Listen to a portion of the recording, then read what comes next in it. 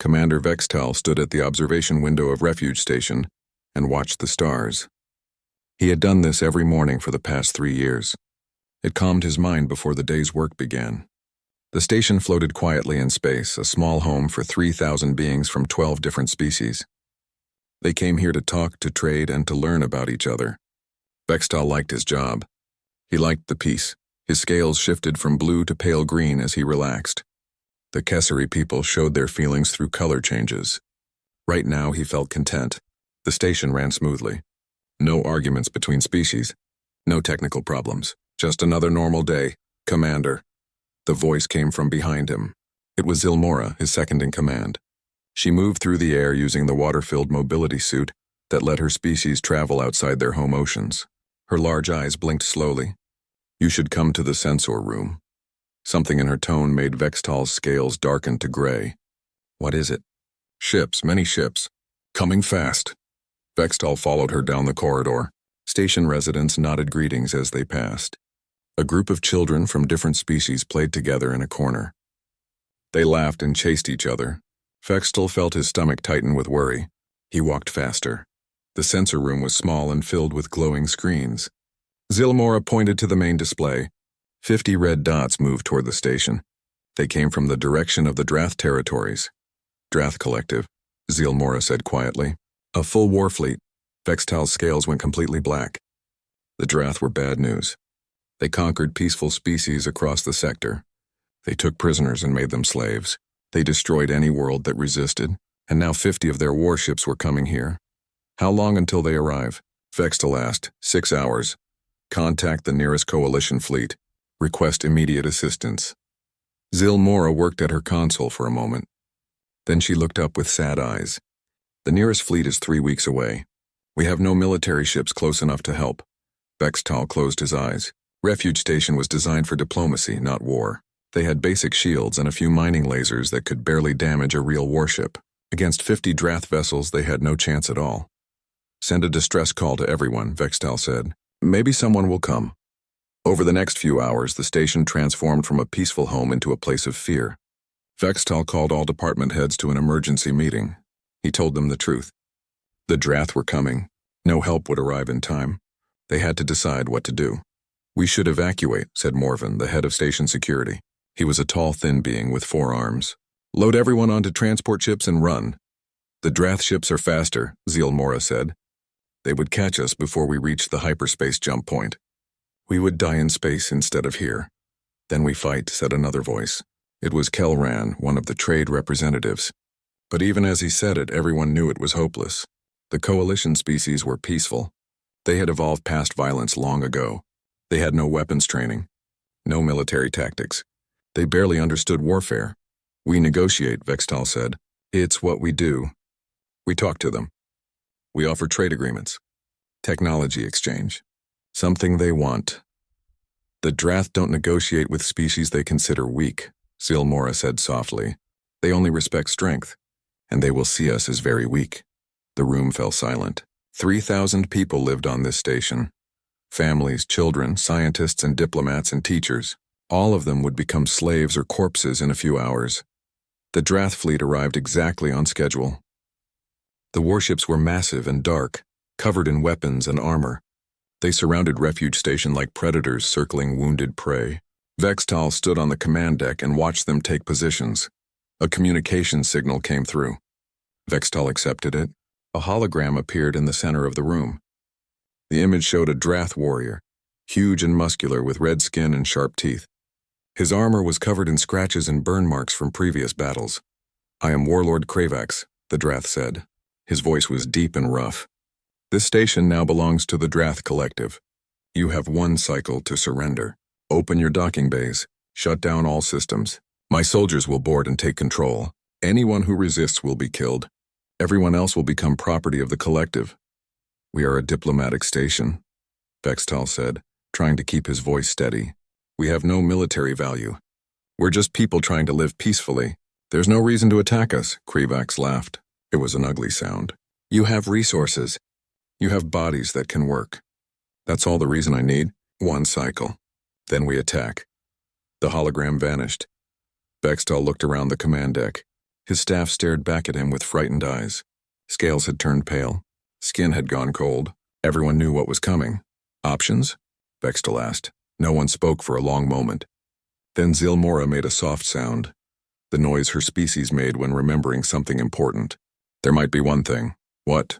Follow me. Zilmora led Vextal deep into the station's lower levels. They passed through corridors that few people ever visited, storage areas and maintenance tunnels. Finally, they reached a sealed door with warning signs in 12 languages. Restricted archives, Vextal read. I've never been down here. Most people haven't, Zilmora said. She entered her access code and the door opened.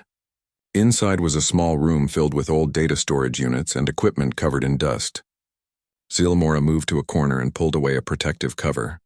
Underneath was a device that Vextal had never seen before. What is that? A quantum communicator, Zilmora said, linked to a single receiver on the other end. It was placed here 200 years ago as an emergency protocol. The Galactic Council ordered one installed on every major station in the outer sectors. Emergency protocol for what? Zilmora turned to look at him. Her large eyes reflected the dim light. For when we need to call them. Them? The humans. Vexital's scales went white with shock. The humans? The quarantined species? The warriors? Yes, everyone knew the stories about humans. They were the species that scared the entire galaxy so badly that the Galactic Council forced them into isolation.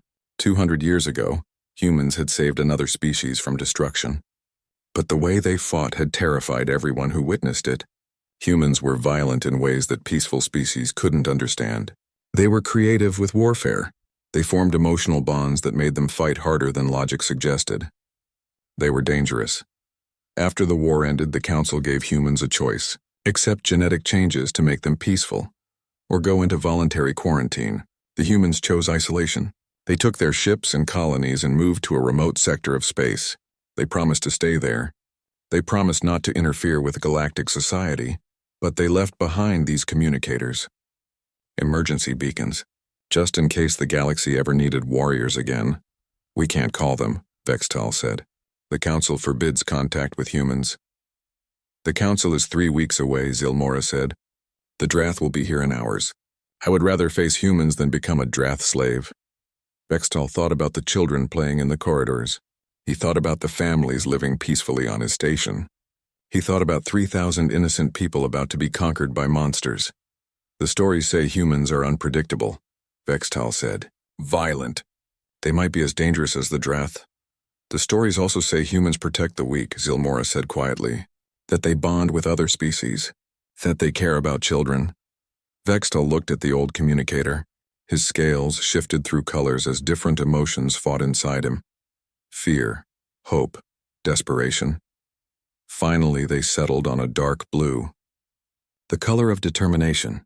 Show me how it works. Zilmora activated the device. It hummed to life after 2 centuries of silence. Lights blinked on across its surface. A connection established instantly, faster than normal communication. The quantum link connected 2 points in space as if they were the same location. This is Commander Vextal of Refuge Station, he said into the communicator. I am activating the emergency protocol. We need help. For a moment, nothing happened. Then a voice came through. Female, calm, speaking the common galactic language with a strange accent. This is Captain Kate Morrison of the human vessel Defiant. I've been monitoring this beacon for 12 years. What's your emergency? Vextal explained quickly. The Drath fleet. The ultimatum. The 3,000 civilians who would become slaves or die. He tried to keep his voice professional, but he could hear the fear in his own words. When he finished, there was silence. Then Captain Morrison asked a single question. Are there children on that station?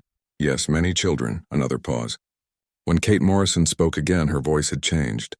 It had an edge to it, something cold and hard that made Vextal's scales prickle with instinct. He was talking to a predator. Hold on, Kate said. We're coming. The connection ended. Vextal looked at Zilmora. What have we done? What we had to, she said. Now we wait. They didn't have to wait long. Less than 3 hours later, the sensors detected a new ship entering the system. It moved fast, faster than any coalition vessel. It came from the direction of the quarantine zone. The human ship was smaller than the Drath warships. It looked different too, Where coalition ships were smooth and rounded, the human vessel had sharp angles. Where Drath ships were covered in weapons, the Bextel couldn't look away from the view screen. The human ship, the Defiant, hung in space between Refuge Station and the Drath fleet. It seemed so small compared to the massive warships surrounding them. One ship against 50. The math was simple. The humans couldn't win, but something felt wrong. Bextel had spent years studying diplomatic history. He knew about patterns and behavior. The Drath should have attacked immediately. They were aggressive. They respected only strength. A single small ship should have made them laugh and open fire. Instead, the Drath fleet hadn't moved. They sat in their positions, weapons ready but not firing. Bextel zoomed in the sensors on several Drath ships. Their weapon systems were active and tracking the Defiant. But they waited. Why aren't they shooting? Bextel asked. Zilmora checked her console. I think they're confused. Look at the Defiant's movements. Bextel watched more carefully. The human ship wasn't sitting still. It moved in slow patterns around the fleet's position. Not threatening, not retreating, just moving with deliberate precision, like it was studying them, learning. I need to know more about humans, Bextel said. Everything. What really happened 200 years ago? Why were they quarantined? The records are classified, Zilmora said. I don't care. We called them here. I need to understand what we're dealing with. Override the security locks. That's an order. Zilmora's manipulators worked across her console. Data files appeared on the main screen. Classified reports from the Galactic Council. Testimony from witnesses. Military analysis from species that no longer existed. Bextel read quickly. His scales changed colors with every paragraph.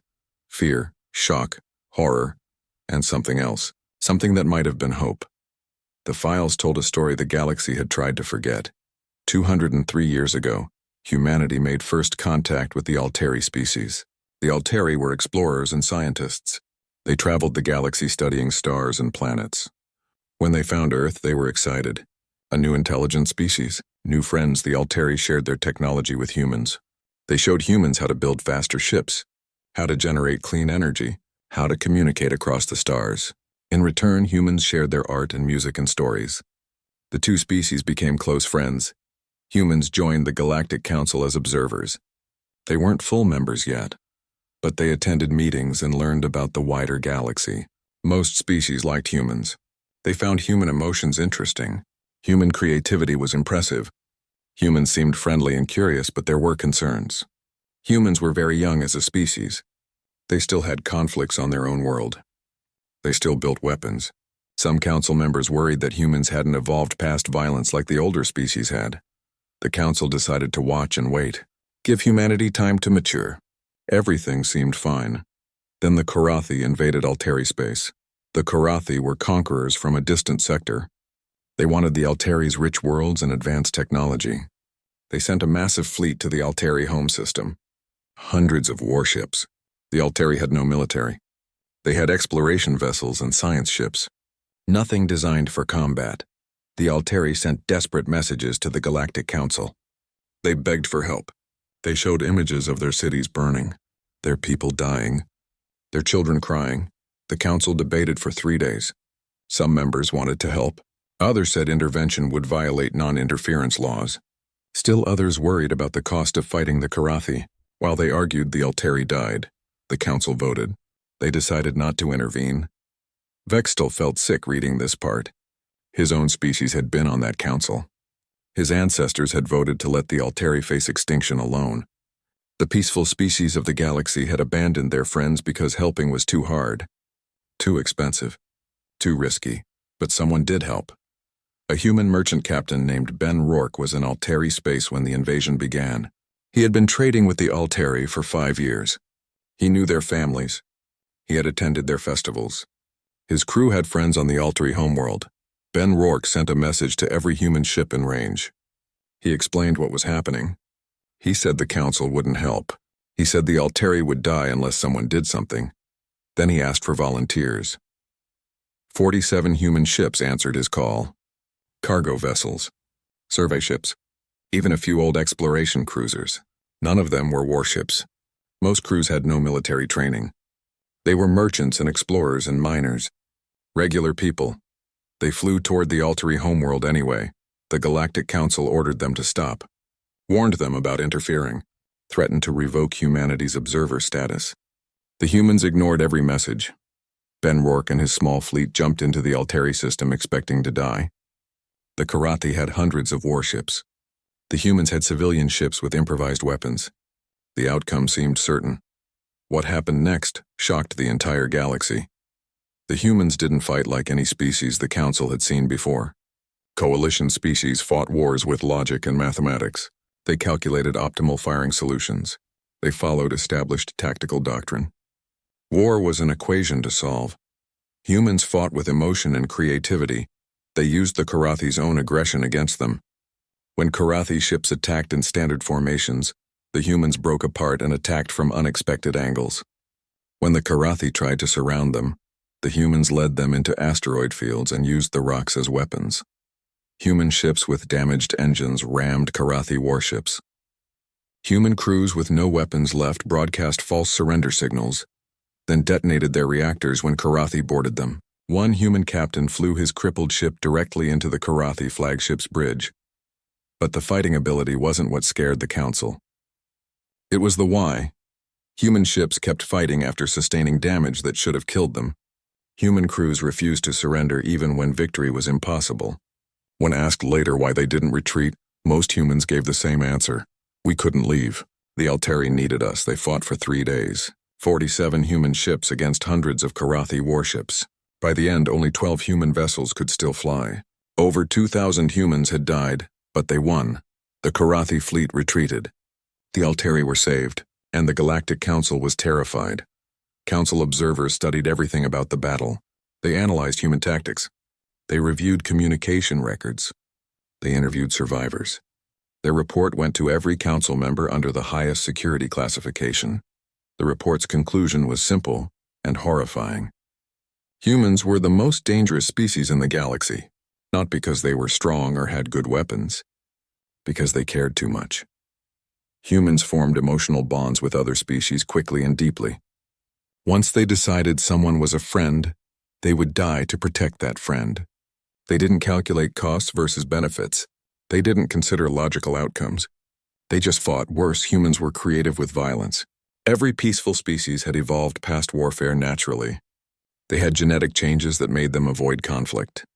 Humans hadn't evolved that way.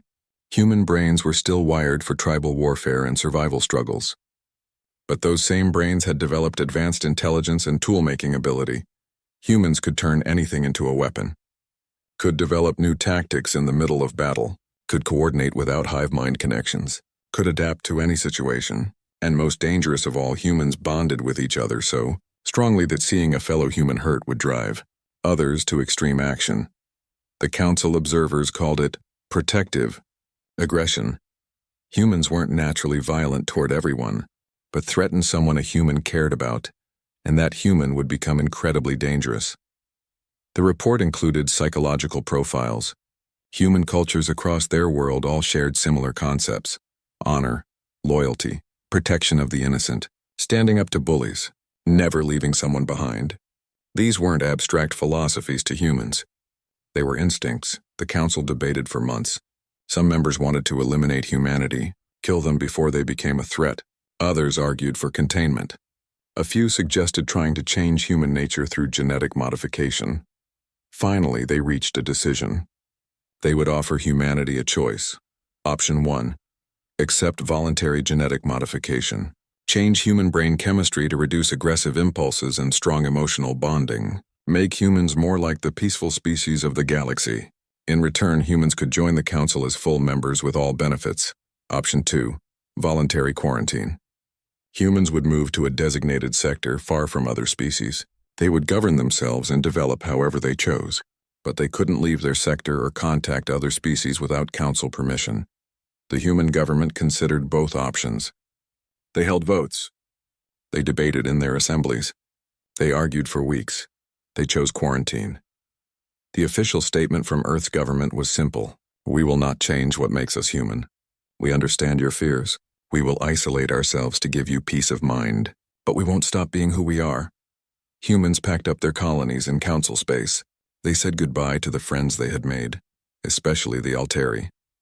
They took their ships and technology and moved to the quarantine zone, a remote sector with enough habitable worlds for their growing population. Before they left, they made one request. They asked the Council to install quantum communicators on major stations in vulnerable areas. The Drath fleet moved first. Warlord Krivax apparently decided the human ship had lived long enough. 10 of his warships broke formation and accelerated toward the Defiant. Their weapons charged up, energy readings spiking across Vextal's sensors. "They're going to destroy the human ship," one of the station crew whispered. But the Defiant didn't run. It didn't even move. The Drath warships opened fire. Energy beams and missiles filled the space where the human ship floated. Enough firepower to destroy a small moon. Vextal couldn't watch. He closed his eyes. When he opened them again, the Defiant was gone. Where did it go? Vextal scanned the sensors frantically. Did they destroy it? No, Zilmora said. She pointed at a different section of her display. There, it jumped. The Defiant had appeared behind the Drath formation. Not near it, behind it. On the far side of the fleet. Vextal stared at the readings in disbelief. That's impossible. No ship can make a jump that short. The calculations alone would take minutes. They did it in seconds. Humans, Zilmora said simply. The Defiant fired. Not at the Drath ships that had attacked it.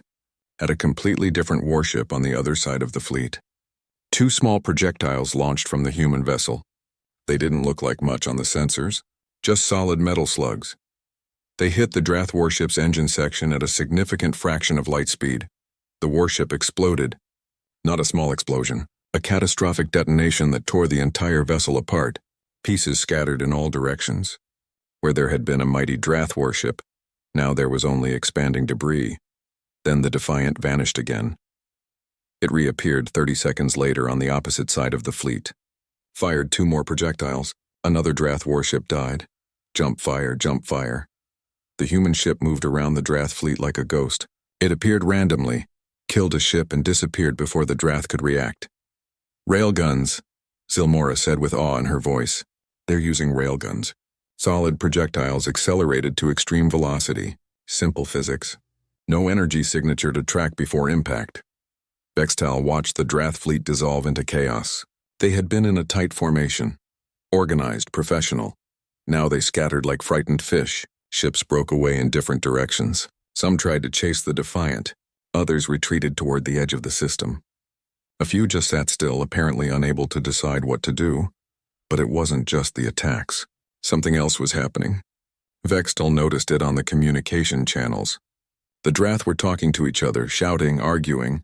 Their disciplined military communications had turned into panicked screaming. What are they saying? Vextal asked. Zilmora activated the translation systems. Drath voices filled the command deck. They spoke in short, harsh bursts. Where is it? Sector 7. No, wait, it's gone. How is it moving so fast? Shields can't stop those projectiles. We can't hit what we can't track. Then a new sound came through the Drath channels. It took Vextal a moment to recognize it. Music, but not like any music he knew. This was deep and rhythmic. Heavy beats that pounded like a massive heart.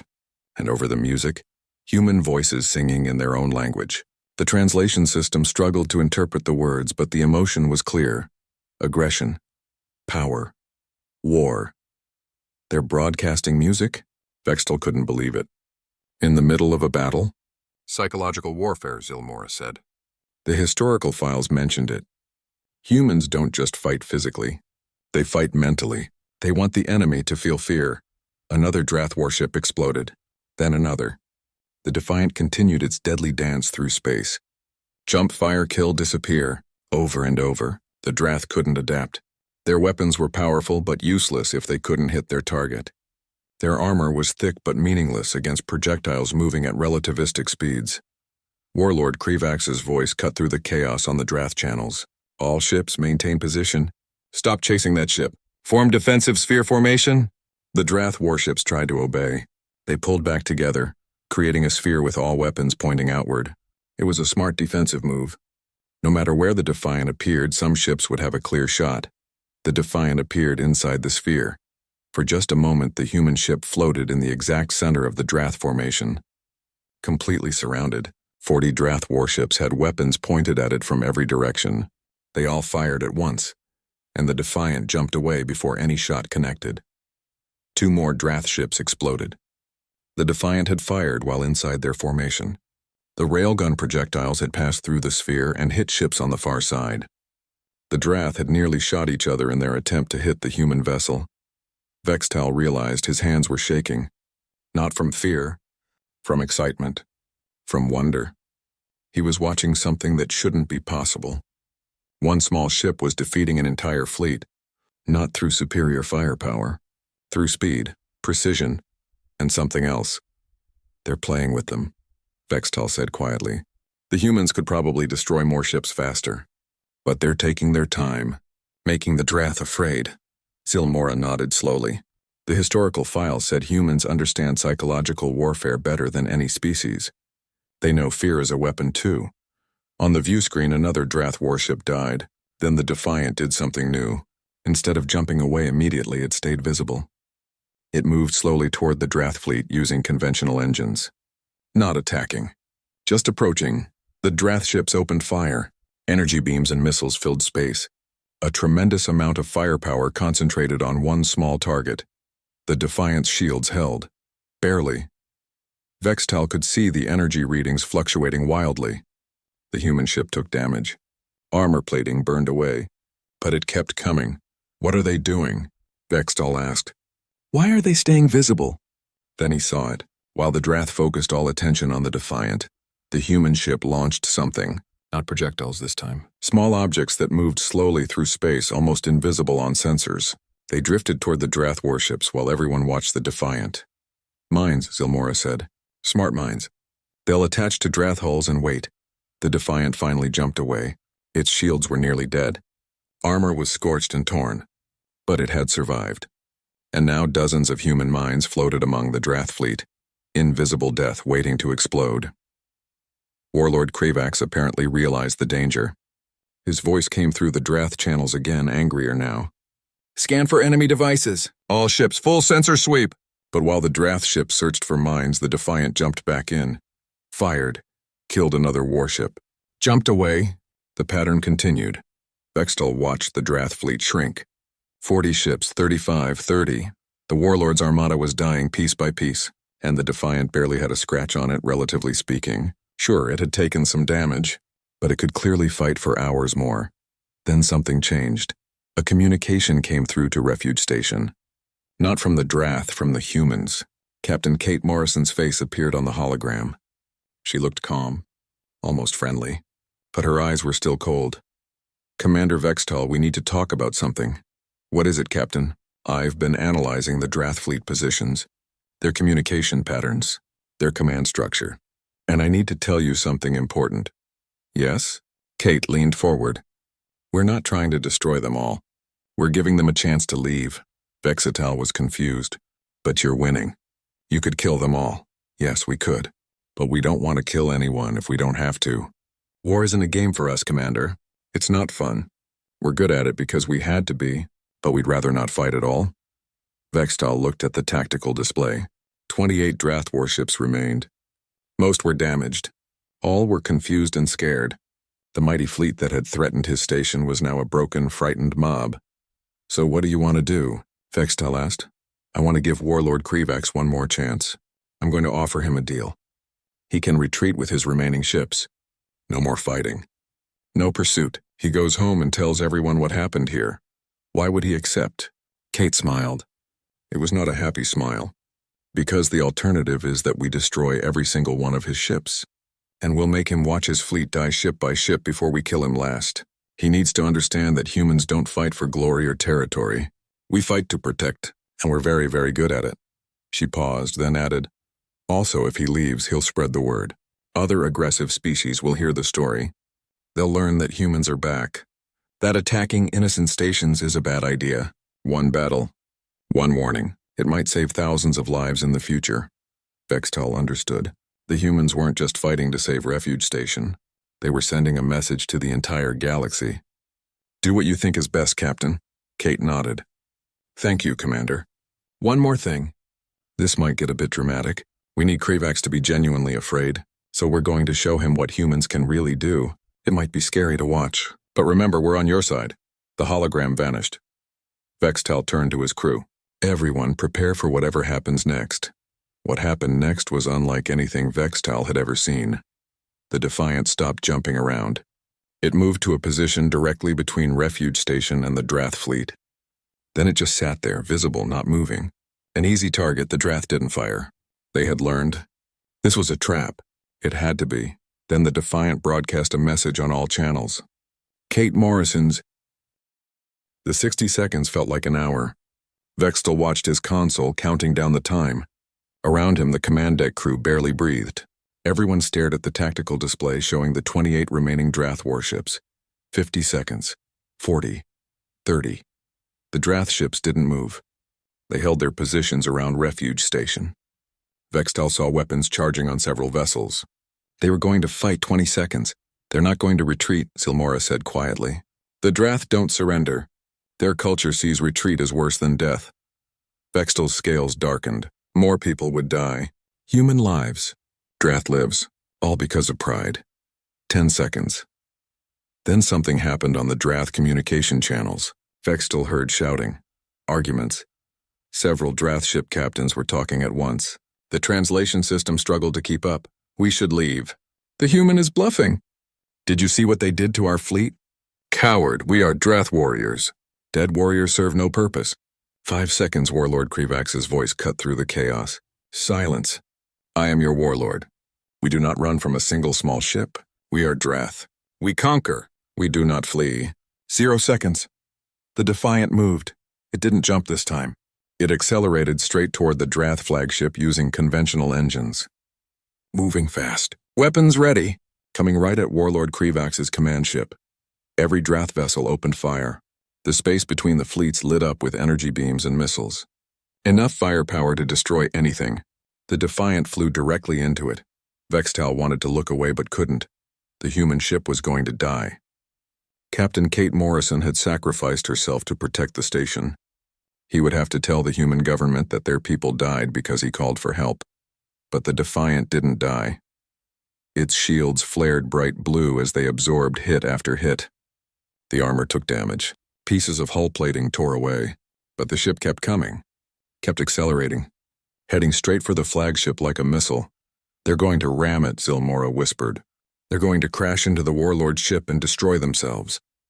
Vextal realized she was right. This was a suicide run. The humans were sacrificing their ship to kill the Drath leader. It was brave, honorable, and absolutely insane. The Defiant was 300 meters from the flagship when it did something impossible. At that speed, at that distance, with shields nearly dead and armor burning, the human ship made a micro-jump. It appeared directly beside the Drath flagship. Not in front of it, beside it, moving at the same speed and direction. Matching course perfectly. The two ships were so close they were almost touching. Then the Defiant fired every weapon it had. Not railguns this time. Everything else, missiles, lasers, point defense systems. Even the mining equipment that civilian ships carried. The human vessel unleashed everything at point-blank range directly into the flagship's side. The Drath flagship's shields couldn't handle it. They collapsed instantly. The weapons tore through armor and into the hull. Explosions rippled along the massive warship's length. Systems failed. Sections decompressed. The ship began to break apart, but the Defiant wasn't done. As the flagship died, the human ship launched something. A small pod. It flew toward the breaking warship and latched onto the bridge section with magnetic clamps. Vextal saw energy readings spike. What are they doing? Cutting through the hull, Zilmora said, checking her sensors. That pod has a boarding team inside. Boarding? In the middle of a battle. They're going after the Warlord personally. Vextal watched in amazement as the pod cut its way into the flagship's bridge. The rest of the Drath fleet stopped shooting. They couldn't fire at their own flagship without killing their Warlord. The human boarding team disappeared inside the dying ship. 3 minutes passed. Nothing happened. The Drath fleet waited. Refuge Station waited. Everyone watched the damaged flagship as it slowly tumbled through space. Then a communication signal came from the flagship. But it wasn't Warlord Krivax's voice. It was human, male, young. He sounded almost bored. This is Lieutenant Jake Hammond of the human vessel Defiant. We have secured the bridge. We have captured Warlord Krivax. He is alive and unharmed. All Drath forces stand down immediately. Silence on all channels. Then Jake spoke again, and this time there was humor in his voice. Oh, and we disconnected the flagship's self-destruct. So don't try anything stupid. Your Warlord would really prefer to survive this. A new hologram appeared on Vextal's display. It showed the inside of the Drath flagship's bridge.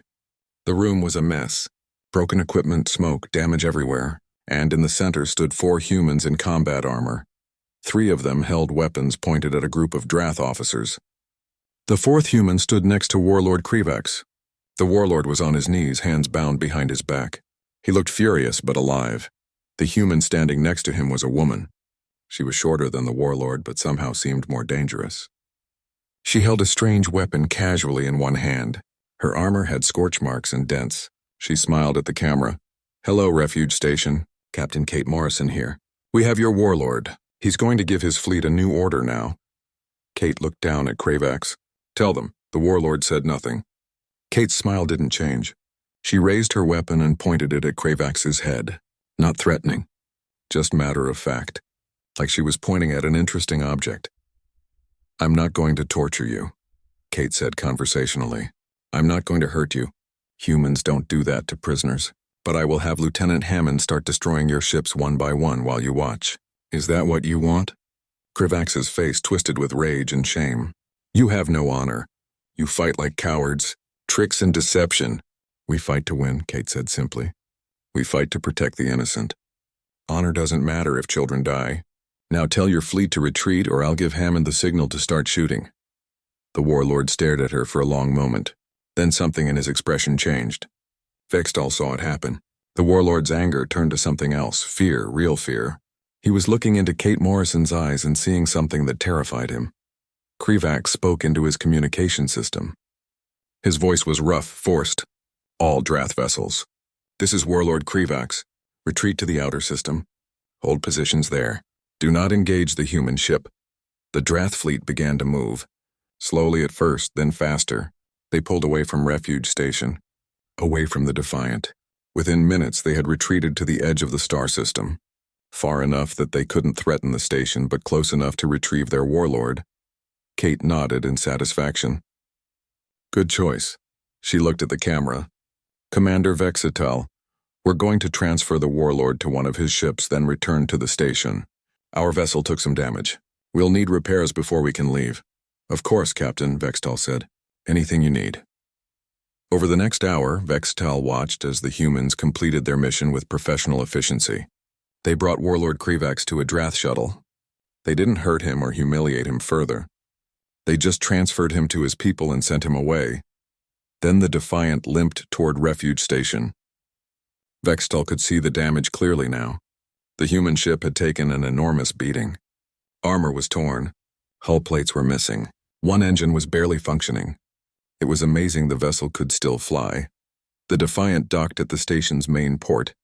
Vextal gathered his command staff and went to meet the humans. He felt nervous. He had seen what these people could do in battle. What would they be like in person? The airlock opened. Captain Kate Morrison stepped through first. She had removed her combat armor and now wore a simple dark blue uniform. She was shorter than Vextal expected. She looked tired, older than her voice suggested, but her eyes were still sharp and alert. Behind her came 3 other humans. The young male who had spoken from the flagship, Lieutenant Jake Hammond, a woman with kind eyes, Amy Chen, the ship's medical officer, and a big male with scarred hands, Ryan Torres, the engineer. Kate looked at Vextal and his staff. For a moment, nobody spoke. Then Kate smiled. It was a real smile this time, warm, human. Commander Vexital, it's nice to meet you in person. Sorry about all the drama out there. We try to avoid violence when we can. But sometimes you need to show bullies that there's always someone bigger. Vextal's scales turned a bright, happy blue. Captain Morrison, you saved 3,000 lives today. You saved children. Thank you. Kate's expression softened. We're glad we could help. That's why we're out here. That's why we watched the beacon. Zilmora stepped forward. How many are in your crew, Captain? 42, Kate said. We're a patrol frigate, not a warship. We monitor our sector of the quarantine zone. Make sure nobody tries to enter or leave without permission. 42 people, Vextal repeated. You defeated 50 Drath warships with 42 people. Jake laughed. Well, technically, we only destroyed 22 ships. The rest we just scared away. Just scared away, Vextel echoed. He realized he was repeating everything the humans said. He couldn't help it. His mind was still trying to process what he had witnessed. Amy Chen, the medical officer, looked concerned. Are you all right, Commander? You seem stressed. I could give you something to help you relax. I'm fine, Vextal said. I'm just trying to understand how you did all that. One ship, 42 people, against a fleet. Kate's expression became more serious. We had advantages. The next 3 days changed everything Vextal thought he knew about humans. The first day was chaos. Station repair crews swarmed over the Defiant, fixing damage and replacing systems. The human crew helped with the work. Ryan Torres impressed everyone by fixing a broken power, coupling with spare parts and creative engineering that no coalition species would have thought possible. But the real change came when the humans met the station's residents. Vextal had worried about this. Would the civilians be afraid? Would they see the humans as dangerous monsters? He arranged a careful introduction in the station's main gathering hall. Just a brief meeting, a chance for people to say thank you. Over 2,000 residents showed up. They filled the hall and spilled into the corridors outside. They wanted to see the humans who had saved them. Kate Morrison stood on a small platform with her crew beside her. She looked nervous. Vextal realized with surprise that the captain who had faced down a Drath fleet without fear was actually scared of meeting grateful civilians. Thank you all for coming, Kate said quietly. We're honored to have helped. We're glad everyone is safe. That's when it happened. A small child pushed through the crowd. She was from the Kiri species, barely 3 years old in Galactic Standard. She walked right up to the platform where the humans stood. Everyone held their breath. The child looked up at Kate Morrison. You saved us? Kate knelt down to the child's level. Yes, we helped. Are you okay? The bad ships wanted to hurt us, the child said. My mama was scared. Your mama doesn't have to be scared anymore. The bad ships are gone. The child thought about this for a moment. Then she did something that made every being in the room stop breathing. She stepped forward and hugged Kate Morrison. Kate froze. Her eyes went wide. Then very slowly, very carefully, she put her arms around the small alien child and hugged back. Thank you, the child whispered. Kate's voice was thick when she answered. You're welcome, little one. After that, the formal meeting dissolved into something else. People came forward to meet the humans, to shake their hands, to thank them personally. Families introduced their children. Scientists asked questions about human technology. Artists wanted to know about human culture. Vextal watched Jake Hammond show a group of young students how to play a human card game. The lieutenant was patient and funny, making the children laugh. Amy Chen discussed medicine with the station's doctors. Ryan Torres talked with engineers about ship design. These were not the dangerous warriors from the historical files. These were people. Strange people. Different people. But people. Later that evening, Vextal invited Kate to his office. They sat together drinking warm beverages from their respective homeworlds. Kate sipped something called coffee that smelled bitter. Vextal drank sweet tea from his planet. You seem uncomfortable with the gratitude, Vextal observed. Kate sighed. We were doing our job. What we're supposed to do. Protecting people doesn't make us heroes. It just makes us decent. Most species wouldn't have come at all. We had no relationship with you. We couldn't offer payment. You had no logical reason to risk your lives. Sure we did, Kate said. There were children in danger. That's all the reason we need. Vextal's scales shifted to a curious yellow color. Can I ask you something personal, Captain? Go ahead. Why did you become a soldier? Why spend 12 years alone watching an emergency beacon? Kate was quiet for a long moment. She stared into her coffee. I had a daughter once. Her name was Sophie. She died when she was 6 years old. An accident on a colony world. Equipment failure. Nothing violent. Just bad luck. I'm sorry, Vextal said softly. After she died, I couldn't stay on Earth. Too many memories. So I volunteered for the isolation patrol. I thought maybe I could help protect other children. Maybe give them the chance Sophie never got. Kate looked up at Vextal. That's why we came when you called. Why I asked if there were children on the station. Because somewhere out here there might be another Sophie. And maybe this time I can save her. Vextal felt his scales turn a color he had never experienced before, a mix of sadness and hope and deep respect. You honor your daughter's memory well. I try, Kate said quietly. Over the next 2 days, Vextal watched more interactions between humans and station residents. He saw Amy Chen teaching alien children human songs. He saw Ryan Torres helping repair damaged quarters for a family whose home had been hit by debris during the battle. He saw Jake Hammond sitting with a group of scared young adults, telling them stories about Earth and making them laugh. The humans didn't act like warriors. They acted like neighbors, friends, people who cared. But Vextal also saw the other side. He watched Jake practice combat drills in the station's gym. The lieutenant moved with deadly precision and speed. He saw Ryan Torres casually lift equipment that would take 3 Kasari working together. He noticed how Amy Chen constantly scanned her surroundings with trained awareness. The humans were kind, but they were also dangerous. The two things existed together in the same beings. On the 3rd day, the Defiant was fully repaired. Kate called her crew together to prepare for departure. Vextal met them at the docking port. "We can't thank you enough," Vextal said. "You saved us. You showed the Drath that the galaxy has protectors." "Just doing our job," Kate said with a smile. "But we need to talk about something important, Commander." "What is it?" "You're going to report this to the Galactic Council. They're going to ask questions about us, about humans breaking quarantine. Some council members will be angry, afraid. They'll want to punish us or reinforce the isolation." Vextal's scales darkened. He hadn't thought about the political consequences. "What should I tell them?" Kate handed him a data pad. "This is a full report of everything that happened here. Sensor logs, communication records, everything. Show them this. Let them see what we did and why we did it." Vextal took the pad. "What do you want from the council?" "Nothing," Kate said. "We don't need anything. But I want you to tell them something for me. Tell them that humans are still here, still watching, still ready to help when innocent people need protection. We won't leave our quarantine zone without permission. But we won't ignore calls for help either. They might see that as a threat." "Let them," Kate said with a shrug. "The Drath will tell everyone what happened here. The story will spread. Other aggressive species will hear it.